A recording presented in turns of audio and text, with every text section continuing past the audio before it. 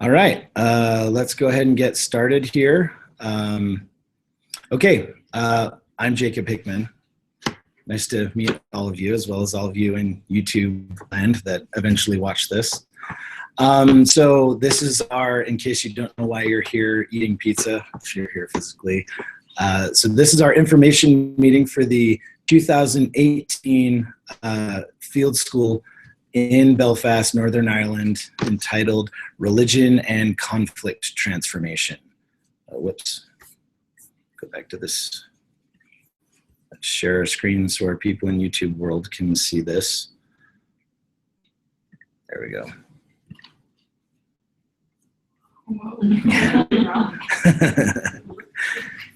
You just went down into the matrix. Okay, so basically I have some basic points that I want to tell you, sort of what the summer is going to be like, what we're doing, what the program's like, as well as hopefully entertain any questions that you have. If you're out there in YouTube land anytime soon, it looks like we have 4 viewers right now, go ahead and text me your questions. You can see my contact details actually right here. You can text me your questions and I'll entertain those. I got my phone right here where I can look at those. So yeah, I want to basically answer your questions as well as give you a sense of what the program is going to be like, what its objectives are, and as well as maybe a little bit about the application process. So first of all, I'll introduce myself. Most of you probably don't know me. You can go check out my website. Just a little bit bigger. That weird thing going on there. There we go. JacobRHickman.com or .byu.edu. They both work. It has a little bit about my work, my CV, some of my publications, and then we're looking at this field school blog. A couple of words quickly about my research and my background. So I'm a psychological anthropologist and a Southeast Asianist. So you're all, why the heck are you going to Northern Ireland? So my colleague, Joseph Webster at Queen's University Belfast, if you've taken my 101 class, you may have read his book recently, The Anthropology of Protestantism. Joe Webster is going to co-direct this program with me. Joe and I work in very different places. I work primarily in Southeast Asia. He works in both Northern Ireland and Scotland as far as fieldwork goes. But we've come together because we have some very similar intellectual interests, namely in millenarianism, religion, ethnic conflict, and Joe is even developing what he's calling an anthropology of hate, namely trying to understand hate from an anthropological perspective. And so we do similar work, and we basically come together and decided we'll co-direct a field school looking at the same topics that I've been looking at in Southeast Asia, but we'll go to Joe's backyard and study them this summer. So we're going to be looking at religion and conflict, as well as thinking about how you actually transform conflict in Northern Ireland for this program. So if you click on my field school link, so basically my research revolves around millenarianism, religion.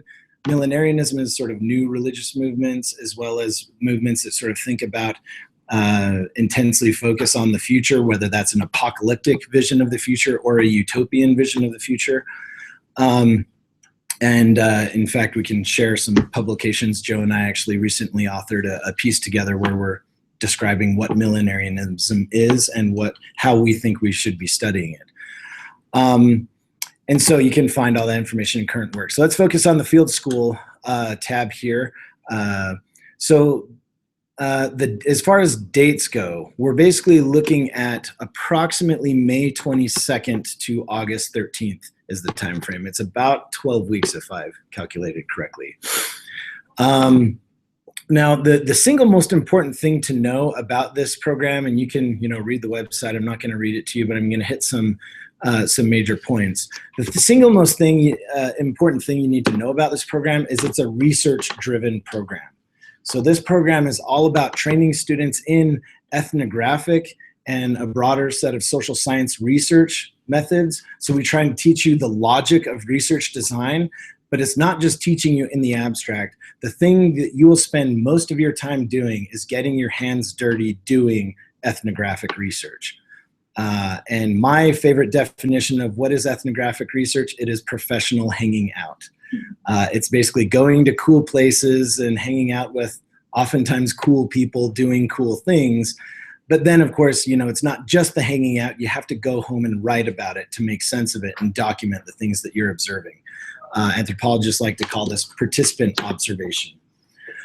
And so, I mean, what that really looks like is actually hanging out with people. And so this particular program, the way that Joe and I are structuring this is we're negotiating access with a series of congregations in Belfast. So Belfast is the capital of Northern Ireland. I suppose I could actually pull up a map here. Not that that's uber necessary. You can all Google map just as much as I can. Let's just put in Belfast there. So we're going to be living in the city of Belfast, okay? So Northern Ireland, by the way, is part of the UK, hence the conflict that's been going on there. The conflict has been primarily about, does Northern Ireland unite with the Republic of Ireland, or does it remain part of the UK? I mean, that's much more complicated than that, because there's a whole layer of religion through which most of this difference has been inflected. And, you know, all throughout the 70s, 80s, 90s, there were consistently, I remember the stuff growing up on the news, you would hear about bombings in Jerusalem and Belfast, right? And bombings and massacres and the whole lot. But we're going to be living in Belfast. There's not the type of violence now. So there's been a peace agreement in effect for, I think, something like 18 years. And ostensibly, it's a post-conflict world that we're living in. But the reality is that these tensions still sort of simmer below the surface.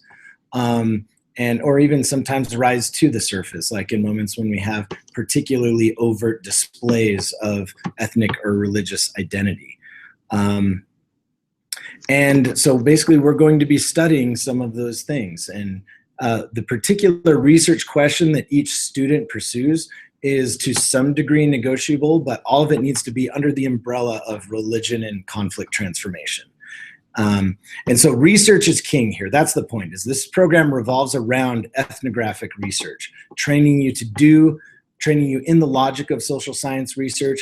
How do you develop methods and employ methods to get good data, to provide answers to scholarly questions, and help us understand something about the world that we wouldn't have understood had we not carried out your research project.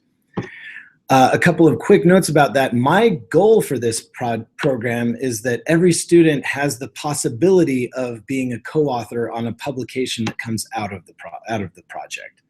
Now, I will tell you, to be candid and frank, it's probably about 10% of students that get somewhere close to achieving that goal. We do have some publications either published or under review, and soon to be under review, based on work that I've done with students in my past field schools. And these are not going to dinky little undergraduate journals. These are going to real, you know, peer-reviewed, serious anthropology journals. That's basically my view in this, is that if we're going to go through the effort to do this research, we're going to do it right. And there's no reason that you as an anthropology undergraduate or graduate students will have a mix of both in all likelihood.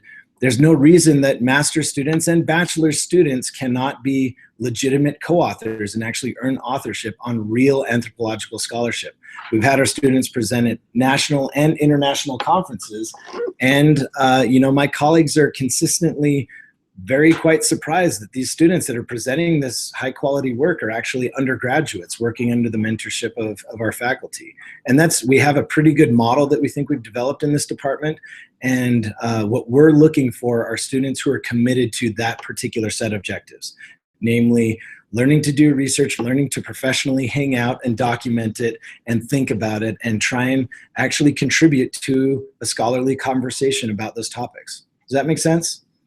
Any questions about that? So the rough dates, these aren't solidified. I'm actually going to Belfast next week, and Joe and I have a series of meetings set up with pastors and priests to talk about negotiating access to congregations, as well as thinking about setting up host families and so on. But roughly the dates are May 22nd to August 13th is what we're thinking. And that frankly revolves around Sundays, because what do people do on Sundays? They go to church, and that's one of your primary field sites.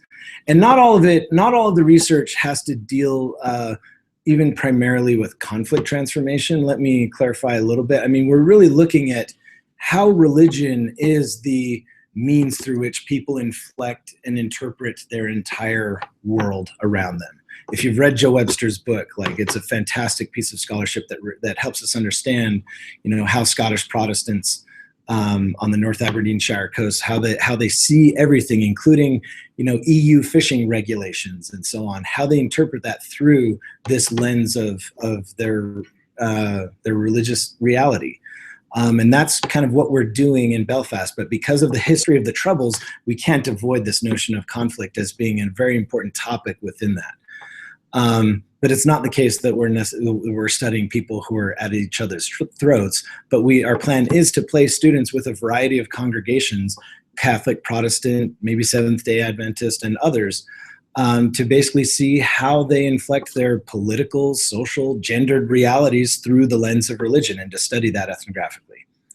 And basically what this looks like, if you're interested in coming in the program, it's better to come talk to me sooner rather than later, because we can, with several of you, have already been negotiating what your research question would look like and how you can start to do some reading right now to shape the research that you're going to do.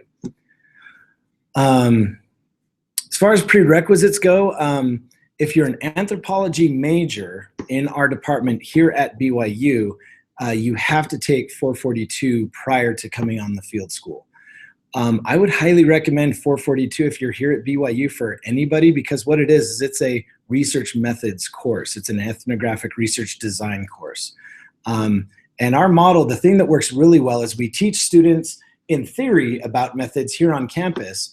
Then we teach them again more deeply about theory, about methods, as they're actually employing those methods in the field.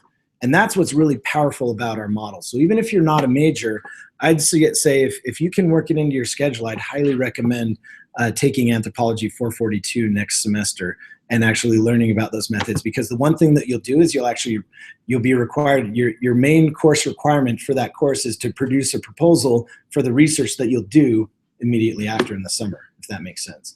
That's the number one thing that you can do to prepare to hit the ground running and to be an effective researcher once we get into the field. I'm also teaching a course that I've entitled The End of the World, in the parentheses, as we know it. So the end of the world as we know it, which is basically a course about millenarian religion, both apocalyptic and utopian forms. We're going to talk about Christian millenarianism. We're going to talk about Mormon millenarianism. We're going to talk about Hmong millenarianism. And we'll talk about a bunch of different forms of millenarianism and basically ask the question, why is this such a recurring theme in human societies? We'll read about millenarianism in Northern Ireland as well. That's not a required course, but it would prepare you quite well, because we'll be engaging with both theoretical as well as geographically relevant content for that research.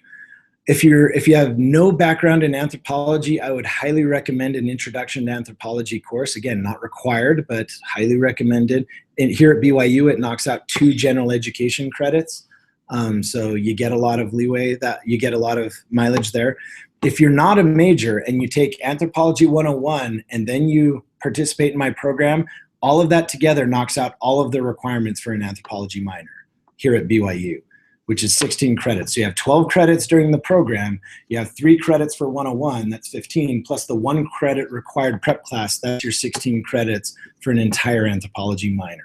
If you're majoring in something else, but you want to dabble in anthropology, as it were, okay? Now the in-course field work, there are 4 classes that we'll be taking right here. One is the culture and history of Northern Ireland, one is religion and conflict transformation, and the other one is a 6-credit course of ethnographic field project. For graduate students, it would look a little bit different. This is primarily the undergraduate set of course offerings. The graduate set of course offerings, if you're interested in that, contact me and we can talk more about in detail what that would look like. But we can offer graduate courses in, basically they'd be sort of the graduate analogs to this, like an advanced seminar in psychological anthropology with the topic religion and conflict transformation, but that would carry a graduate course listing of 590R rather than 490R. And it would be fewer credit hours for graduate students too. That's the way graduate school works, is you have fewer credit hours, but they're much more intense. Yeah, so all of this coursework, so let me show you a little bit. I'd point you to this website, the Conflict Transformation Summer School. Let me make that a little bit bigger, so you can all see that. So we're collaborating with Queen's University Belfast. So that's the institution where Joe Webster is. And one of his colleagues in his department actually is one of the directors, I think the director of this program. We've been communicating with them, and we're going to solidify our arrangements actually in my trip to Belfast next week. But basically, we're collaborating with the Queen's University Belfast Conflict Transformation Summer School, which runs from, let's see, the dates here are, it's like the last week in June to like the third week in July. Was it at the top? Oh, there we go. 25th of June to 20th of July. It's 4 weeks. So basically the structure of the program from May 22nd to June 25th, Joe and I the only lectures you'll have during that time are the lectures that Joe and I are giving for the 495R class. Let me make this a little bit bigger too. This ethnographic field project. So this is where we teach you, as you're starting to do your ethnography, this is where we teach you how to do ethnography while you're doing it, right? So we teach you about what it's like doing participant observation, how you have a mindset when you're doing your professional hanging out to try and understand what's going on there, right? How do you write field notes and effectively document this stuff? That first 4 weeks will effectively be packed with those lectures, and that will be largely 1 day a week where we'll pack in, a good several hours of lecture and contact hours with us and office hours and so on, where we try and give you the training. The rest of the week, you're going to church services, Bible studies, youth fellowship groups, activities in the broader community. If there's, festivals or parades and things like that, we'll be there during the Orangeman Parade, for example, which is a sort of display of Protestant ethno-national identity and so on. So we'll be going to sorts of things like that, and as we'll be hanging out as a group, but once again, hanging out professionally and trying to understand what these events say about the broader social and cultural reality of Northern Ireland. But basically, outside of that 1 day of class per week, for the first section, or for the first sort of period, you'll be out doing your ethnography. And you'll all be in relative proximity. You'll all be in the broader urban area of Belfast itself. And the idea is that we'll have probably 2 students roughly per congregation doing ethnography in each congregation. That depends on exactly how we negotiate things with pastors and so on. But that's the general idea, is we'll have 2 students per congregation. Maybe 3, maybe 1. We'll see how things pan out over the next couple of months. But you'll basically be out hanging out with your people and trying to basically be a participant observer in their lives, doing the things that they do, helping out around the house and so on. As far as housing goes, we are trying to negotiate host families, 2 host families ideally within each of these congregations, where you actually live with them, in a private room in their house, being a quasi-member of the family. I mean, this is one of the best ways to do ethnography, to actually understand somebody's perspective on the world, is to actually live with them. I did this for a period of time during my doctoral dissertation research. I did it a lot as a student. Actually, I've done it a lot in my older professional life as well. But 3 months during my dissertation research was living with a long family.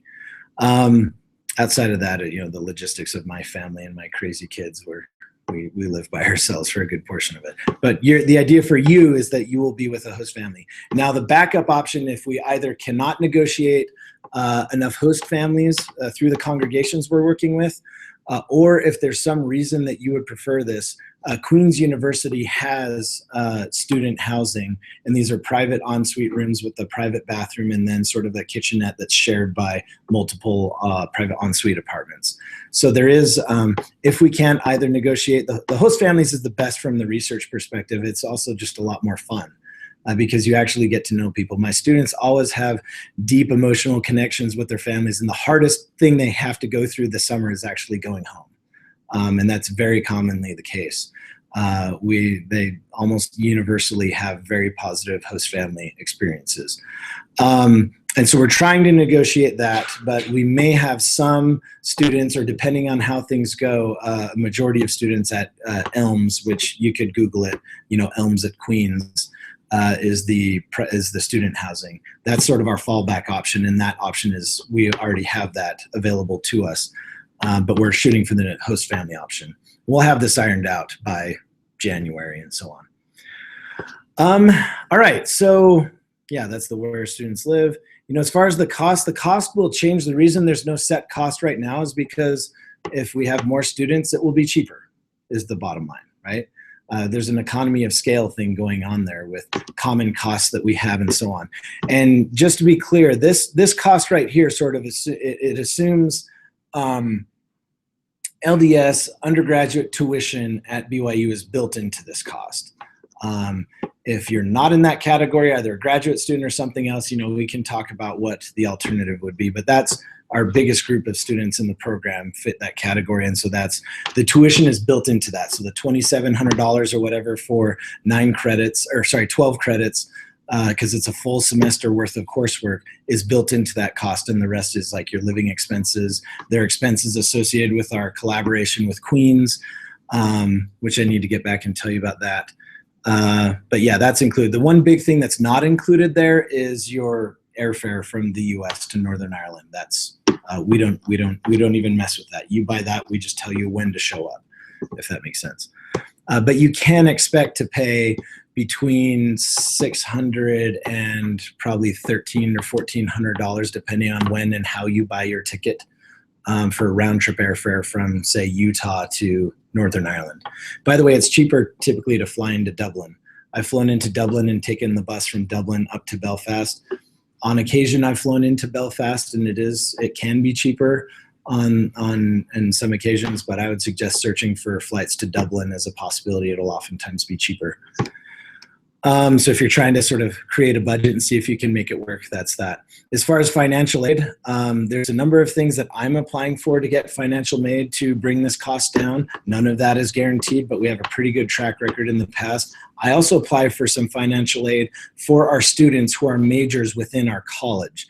So you don't have to be an anthropology major, but psychology, sociology, political science, economics, anthropology, geography. If you're one of the social science majors, I probably missed one or two, then you'd be eligible for some of that. And I've also applied for some funding that's not contingent on majors. So while this is the cost, we're talking about neighborhood of $7,000, including tuition. Last year, just to give you an example, our BYU students averaged about $2,500 in financial aid between grants that they applied for and got, and stuff that I applied for and got on their behalf. We did fairly well. If you actually run the cost comparisons, this makes it cheaper than being in Provo. If you add in that financial aid that's contingent on going on this program, that makes it cheaper than being in Provo as a full-time student taking a full load, when you factor all of those averages in historically. So yeah, we can answer questions about that if you want. Application deadline is December 1st. And in order to apply, you just go up, you click on this blue bar, apply through the Kennedy Center. It's going to send you to, I think because I'm such big text there we go. It's going to send you to this page. You go to apply now. If you're not at BYU, you'll have to create a BYU login. And then you select, it's spring 2018, and you should be able to find the name of our program, and you do an application. There is an application fee. That's something the Kennedy Center charges. The Kennedy Center is our Center for International Studies, and all international programs go through the Kennedy Center as far as the administration or bureaucracy goes, right? So the application system, all of that is administered by them. Dr. Joe Webster and I make the admissions decisions because we're directing the program. But they do charge an application fee. As far as I can get, it's like $35. As far as I can gather, that basically pays for the Dakine backpack that they give you when you go in the program. But I think it's also to some degree to make sure our application system isn't flooded by people who aren't actually interested in our programs. Question, go ahead. Everybody has to apply, yeah. So the thing is that there's a number of things that BYU requires for BYU students, briefings and so on, international student health insurance, which is covered by the cost. There are a number of things that we have to administer because of BYU's rules about sending students abroad, and all of that is administered through the Kennedy Center. So yes, even if you're an anthro major, you still have to fill out an application, yes. Yeah. You're saying that some people are already working on research questions. Should we have one prepared before we go, or should we start working on those when? accepted. Sorry, I'm trying to turn my screen share off. There we go. You don't have to have a research, you need to have a research question before you land in Belfast. And in the ideal world, are you an anthropology major? Okay, so if you take 442, that's going to solve that problem for you, because you can't get through 442 and pass the course without having a full proposal written. So in 442, because you're an anthro major, you have to take 442. That will require you to do a bunch of reading the literature on Northern Ireland, the literature on religion, on conflict transformation, and actually writing a proposal that works all the things that you've learned about methods into your actual proposal. And then, you know, basically that would be your plan for hitting the ground running. I'm going to be in this congregation, I'm going to be asking these types of questions, making these types of observations, and here's what I expect to do with that. As far as making a scholarly contribution to the literature, right? So 442 will help you manage that entire process. Now, you should be coming to talk to me during 442 so that I can help you direct that, even though I'm not teaching 442. And the professor for 442 will make you come and talk to me at some point. But if you want to start working on that now, you can come to my office hours and we can start talking about that now. And basically, that's just a negotiation between what are your interests, what can you actually study in these communities. You know, if you're interested in gender, for example, let's think about like how we can think about the gender dimension of religious experience, right? You know, how do women experience these things in you know, differently from men or whatnot, right? So it's a negotiation between what you're interested in, what at some level Dr. Joe Webster and I are interested in, the types of things we've written and published and the literatures we're reading and so on, and what you can actually study in the community. But basically what I find from experience, I've directed 5 of these programs in the past, by the way. A total of about 60 students have come on my programs. And what I find is that your interests are typically tend to be, even though you think they're relatively narrow, they tend to be broader than you realize. And it's not hard to find something that you're interested in, that I feel adequately, that my expertise is close enough to adequately mentor, and that would make an adequate, an interesting contribution to the literature, and you could study it in this community. That's actually not a hard thing to do, but it does require some work, absolutely. It requires some reading of the literature, thinking about your interests, finding things that people are arguing in the literature that you disagree, that you think you might disagree with, that you think is problematic, or that you think is like the most amazing piece of scholarship you've ever read, right? And you want to build on that or argue against somebody. The point is to publish something that helps us understand. I mean, anthropology is about understanding what it means to be human. And in this context, we're trying to understand the religious and ethno-national and ethno-religious conflict dimensions of that human experience, right? Okay, let's see. I haven't seen any text messages for our 4 viewers out there in YouTube land. But if you have one, again, please feel free to text me. So really quick, as far as the Conflict Transformation School, so that May 22nd to 25th of June, we're going to be doing nothing but ethnography and ethnographic training. From the 25th of June to the 20th of July, there are approximately 80 contact hours involved in our collaboration with the Conflict Transformation Summer School. And what that looks like, it's a combination of guest lecturers. So they have lecturers who are everything from experts on conflict and conflict transformation, not just in Northern Ireland, but around the world. While the focus is on Northern Ireland, it's the scope of discussion and lectures is not limited to Northern Ireland. That's the #1 case study, but we're talking about conflict really all over the world. And we'll have some substantive conversations about the types of conflicts that Hmong people have been involved in, for example, and how we understand that and make sense of it. And that's a combination of lectures, field trips, and sort of going around Belfast to look at, you know, some of the murals. I mean, there's a rich, if you like art, there's a whole rich world of sort of mural art in Belfast that, you know, revolves around the politics and the history and the troubles and religion and conflict and so on. And there's, you know, there's a lot of it is on these barriers. So these are barriers in between the Catholic and Protestant communities. You go into the Protestant communities and there's just Union Jacks flying everywhere, the, you know, the British flag and so on. And then you go into, and it's very different. You kind of know when you're in a really Protestant neighborhood, and you kind of know when you're in a real Catholic neighborhood, and so on. And I have some New York Times articles that about very recent efforts to develop mixed communities that sometimes are failing because even though there's no active conflict, there hasn't been a significant bombing or massacre in a very long time. There are still threats against people's lives that make them, once they've decided to move into these mixed communities, decide to move out of them, and so on. At the same time, actually, Joe sent me a link the other day for something. I think it was Yahoo News or something, but it was a story about how Belfast is actually deemed, according to insurance claims, the safest city in the UK. So there's that too. So, but it is a safe community. There hasn't been, again, significant politically motivated violence in 20 years, with some minor exceptions in early 2000s. At the same time, when you travel, and we'll talk about this in the prep class, you still have to be smart. It's still an urban city, and you have to be, keep your mind about you and aware of your surroundings in urban places and so on. But at the same time, it is not the Belfast that it was in the 1980s. You have a question? Yeah, so when we're going to focus specifically on a Protestant congregation or a Catholic or both.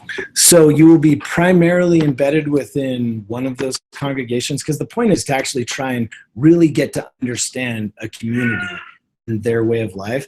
And basically what we strive for in this field school, and we have a whole database system that's built to facilitate this, is collaborative ethnography.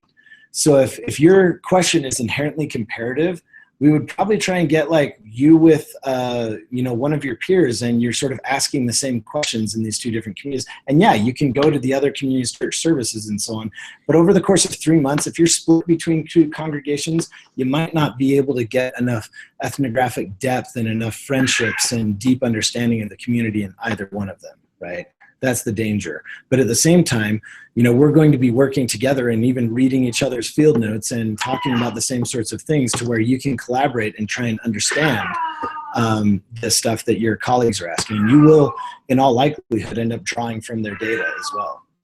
So, and we have a whole system developed to facilitate that. So yeah. I think I basically covered it. So as far as the Conflict Transformation School, that runs from, again, up until July 20th. So during that time, there will be daily, it's Monday through Friday largely, daily lectures, field trips, discussions, some reading to go along with that, and there is a paper involved. And that Conflict Transformation School, that is the most substantive portion of those other two courses. The history and culture of Northern Ireland will assign some additional reading. But by and large, the most of that substance will come from the 80 contact hours as we collaborate with the Conflict Transformation School itself. And that's for that 4 weeks. Now you will still be doing your ethnography. That'll be largely during the day, and you'll go home to your host families and still go to those evening church activities and, church on the weekends and so on. And you'll still be doing ethnography, but you'll be doing perhaps fewer hours of it, because you'll be involved in the conflict transformation for those 4 weeks in the middle, if that makes sense. And then once that's over, we're sort of back into full-on ethnography mode, where you're spending the last couple of weeks, that's frankly the most valuable ethnographic time, because you've actually started to figure out what is up versus down with regards to your research question, and what types of questions are actually good questions to ask and what types of things to attend to. Then by August 13th, you're packing up, heading home, and if you're an anthropology major, we have a whole class where you can come back and analyze your data and work towards publication. And like I say, it's about 10% of our students end up actually achieving producing something that is publishable. Part of that is out of drive. Some people really value the experience and have a great experience and actually do data collection, but their goals are elsewhere other than developing that into a publication, because it does require a lot of work field. I mean, as much work post-field as it was in the field, to actually systematically comb through and analyze your data until you can actually make some type of claim in a journal article that would be empirically, defensible and so on. And that does require a high level of engagement, and we can arrange, research courses, and we have courses here on campus. If you're somewhere else, it requires a lot of time and effort. But it is achievable. And, we've had a lot more students present at international conferences than we've had published, and that's okay. Not every conference paper makes it into a publication. But this is, regardless, it's not just for students. I'll say this. It's not just for students who want to go on to do a PhD in anthropology. The research training that we provide students is really applicable to a broad range of both professional and academic settings. If you can show that you've taken a research question, you've developed a research question, you've gone to an international location, spent 3 months systematically gathering data to address that question, and written up a report and presented it to a community of your peers at a conference, that really shows that you have a keen sense of critical analysis and problem solving skills that other people simply can't concretely demonstrate the way that you can. And so it really is a broadly applicable skill set that we provide to students through the programs, not to mention all the content on conflict transformation and understanding religion through our anthropology religion course and so on. So that's basically my introduction. I can entertain a few minutes of questions if you need any questions of clarification. You can also email me and come to my office hours, or call me and we can talk over the phone. As far as the application goes, let me just say a couple of quick things. So you go to that link. It'll send you to the Kennedy Center page. You apply. You've got to upload transcripts. If you're already at BYU, I think that's a more or less automatic process. You might just click a button. But you need to upload your transcripts. As far as recommendations go, you don't need to submit actual letters. We just need contact information for somebody who can, speak to your character, work ethic, and so on, right? So we need contact information for those people. For the statement of purpose, a good solid paragraph or two telling us about your interest, what your major is, why you're interested in this program, and so on. We expect to matriculate about 10 to 12 students, and it will probably be a mix of graduate and undergraduate students, probably master's level and undergraduate students. Yeah, I don't know. That's basically all I have. Any questions? Can I answer anything for you all and clarify anything? We're good? All right. I try to be pretty thorough on the information we provide on the website. All right. Well, if we don't have any questions, maybe we'll just call it good. You can feel free to call me. Frankly, I'll be honest, I may not answer the phone or I may not have a lot of time to talk, but I tend to prefer to get these things done through either face-to-face or an ear-to-ear conversation than email. If you know me, you know that my email inbox is a complete and utter disaster. So if it's a quick little thing, that's fine. Or if I'm sending you an attachment, that's fine. But feel free to reach out and we can talk about it. Let me ask you, just from, let's see, there's 10-ish people here. How many of you think there's maybe north of a 70% probability that you would like to come to Belfast this summer, just so I can get a count? Okay, so that's 2, 4, 6, 8. So we have 9.5 in here. Okay, and we have now 5 viewers on YouTube. So let me say this: get your application started sooner rather than later, because part of what is happening right now prior to December 1st is some of my applications for funding, and I would like to have a fairly good sense of who's really serious about it. And that may affect funding availability and so on. So I'd say apply sooner rather than later. Don't wait till November 30th.